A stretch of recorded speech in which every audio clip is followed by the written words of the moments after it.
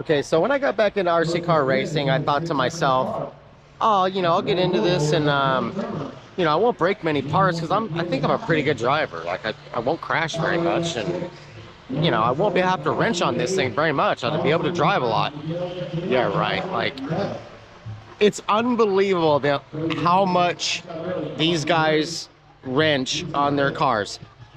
I'm sitting across from a couple of guys, a dad and his two sons. Every time they come in, each son, he has two sons, and each one is running 3 classes today. So the dad is the mechanic, and the two sons are the drivers. And each of them have 3 cars. Every time they come back in, they're constantly taking it apart. Constantly. Doing something. Making it better. Fixing something. And I'm just trying to get from round to round without having to do that. Like, that's why I prepare my cars before I leave. I try to. Unfortunately, this time my buggy had a bearing that went bad in the differential. I put the wrong one in there and went out to run, and it jacked everything up. Unfortunately, I didn't have the parts to fix it. They didn't have any in stock. I asked around for a couple people, and finally I was just like, you know what, it's probably a sign that I just not race buggy. So I'm racing e-truggy, just e-truggy. I was gonna race 3 classes, and I'm glad I didn't, because the frustrations that I had with the buggy was, that's what made me decide to just race 1 class. So I'm racing e-truggy. First round, transponder doesn't take, and so I wasn't even counted.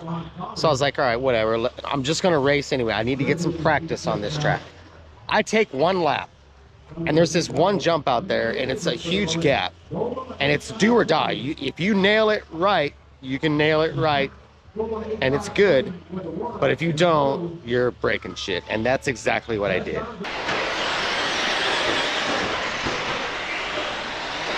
God damn it, I knew I shouldn't have done that. Son of a bitch. Damn it. It says Laney Farmer. But whoever's doing that, that's not the right. Why did you do that, Corey? You told yourself not to jump that jump, and you jumped it anyway. Son of a bitch. Why did you do that?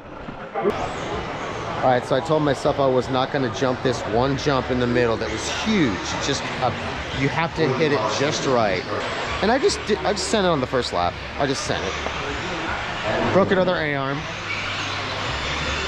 So, and then another guy with another car, different manufacturer, broke his too, same jump. Yeah, man, I told myself not to jump this jump so that this wouldn't happen and ruin my weekend already. So, luckily I have an extra A-arm, and I'm gonna put it on there, and I'm not gonna jump that jump until the end of the weekend. That pisses me off, man. That's just,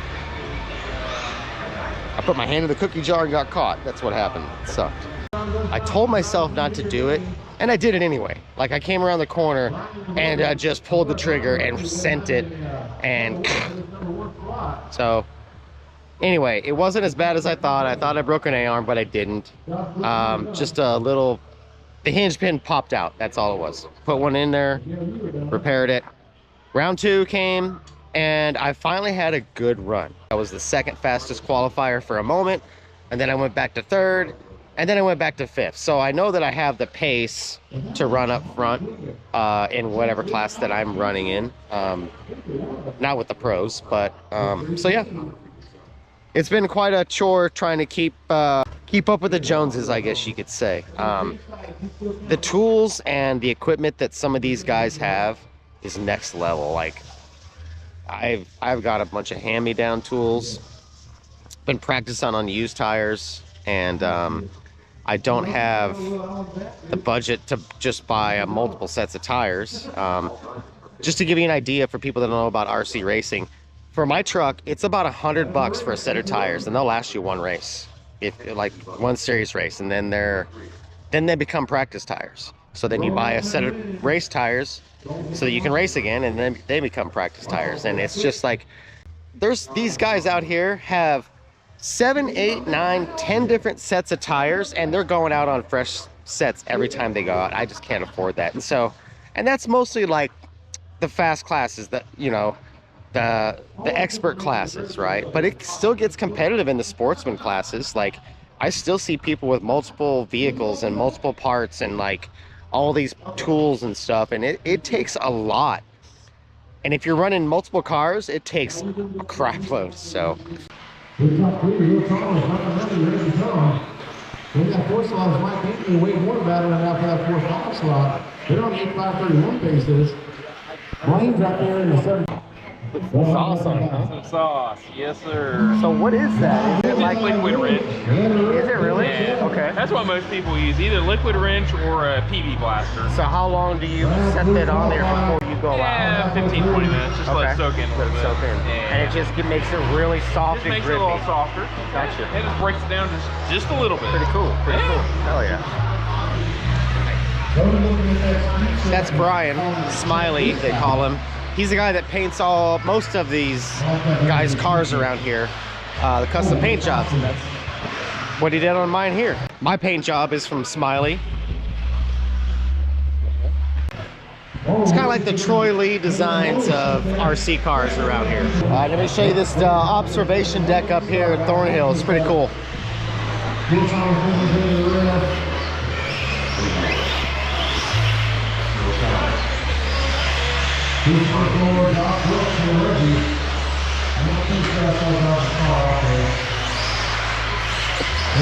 This is the world's largest covered RC track. Thornhill Raceway. Pretty cool.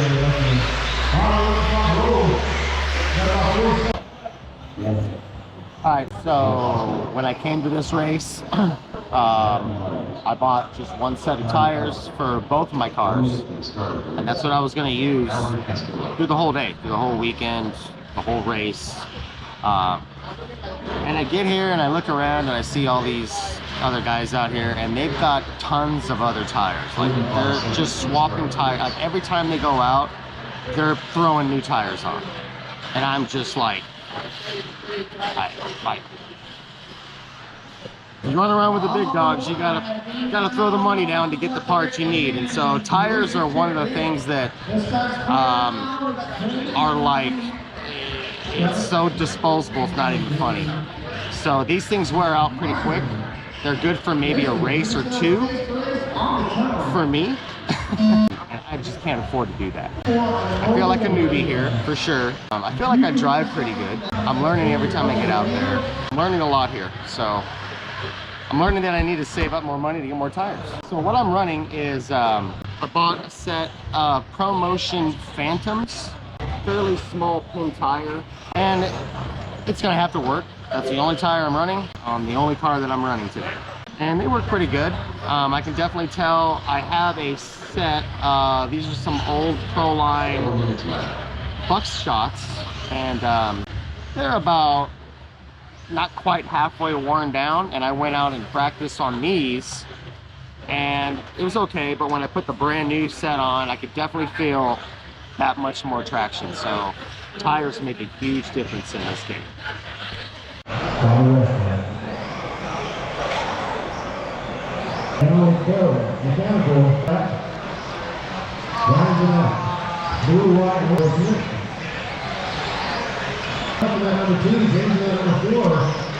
Up next, race number 14, Heat Trucking, Heat 1 of 3.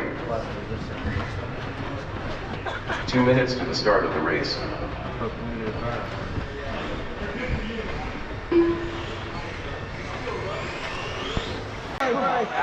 Oh, with the tail end hanging off. Well, great.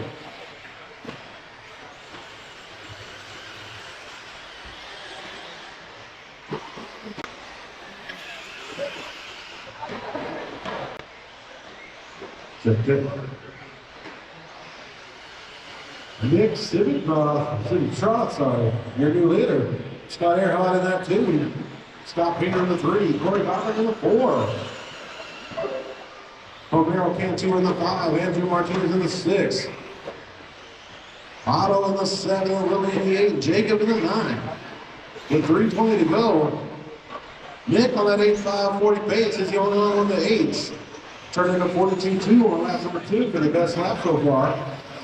Scott Earhart, 7.505. Corey Blue for the 3. Figuring this electric RC car stuff out. Ex-motocross racer is himself. I don't see that. Ethan Phillips is a big fan of the Supercross series, so the tracks can mimic that. As this layout surely shows. With 2:35 to go, Scott takes over the point. Now on a 7.506. Corey climbs to the 2 for the 7.511. Nick on a 7.513. Only about half a second behind the 2. Oh, Maryland jumps to the 2 now. Only half a second behind Corey. O'Malley now on the 3. Nick at the 4. Scott Painter in the 5. Andrew Martinez in the 6. Otto in the 7. Jacob in the 8. Lily in the 9. 2 minutes to go, guys. 2 minutes to go. Up next, race 15. Each truck is 2 or 3. You guys should be getting ready.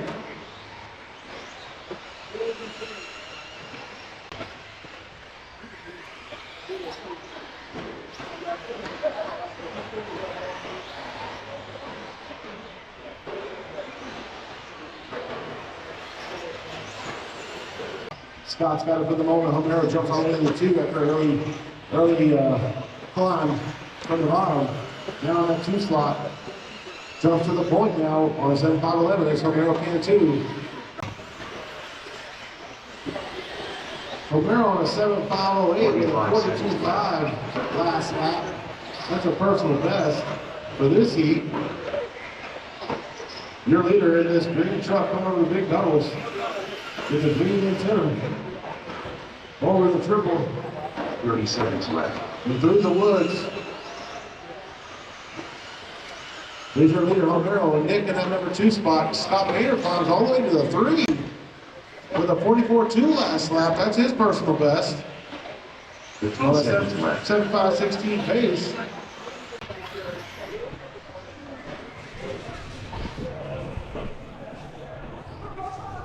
Oh, that was good, finally. That was a good one. Nice run.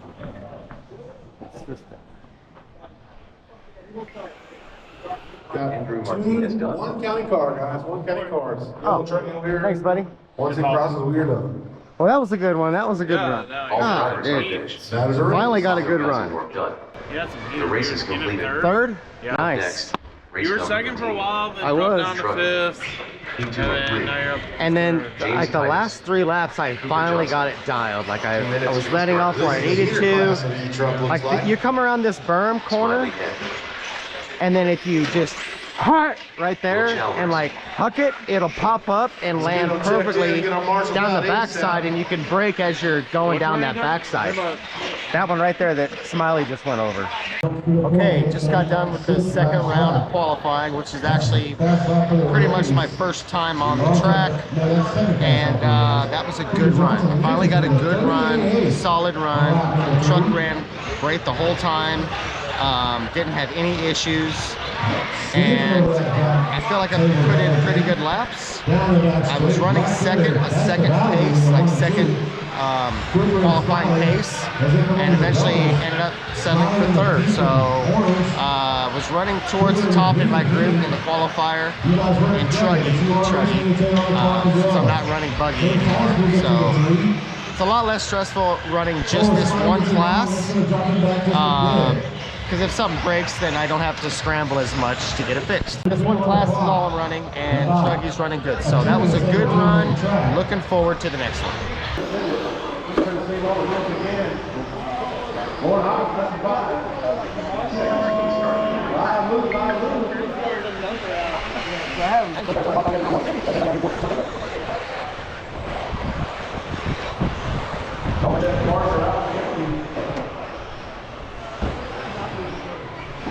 Trucking. Heat 1 of 3. 2 minutes to the start of the race. Roll out, check them in. Marshals, be ready, drivers. Easy guys, easy. Easy, use the brakes at the end of the straightaway. Don't use your fellow competitor at brakes.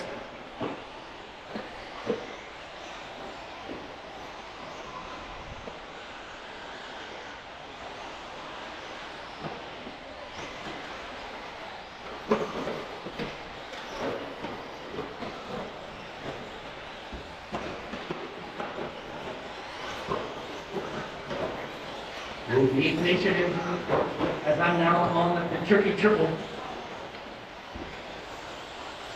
After the double. Watch out, knock camber, caution, knock camber, caution, knock camber. Up there. All of the double burger and the tricky triple.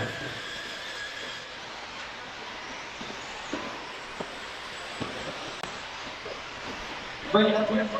7 minutes left. Something's wrong.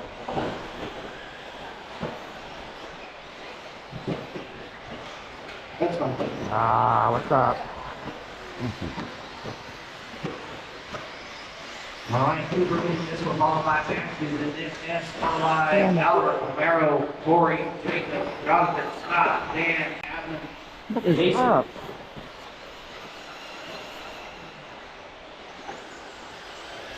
Servo tables, dude. Damn it.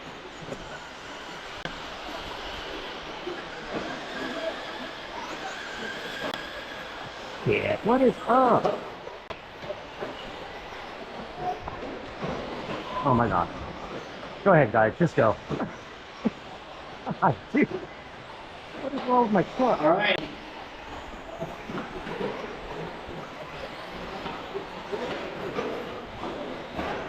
Son of a bitch, man. All that work and then shit like that happens. Ah. Got half power. That's what I was like. You slowed down. I was like,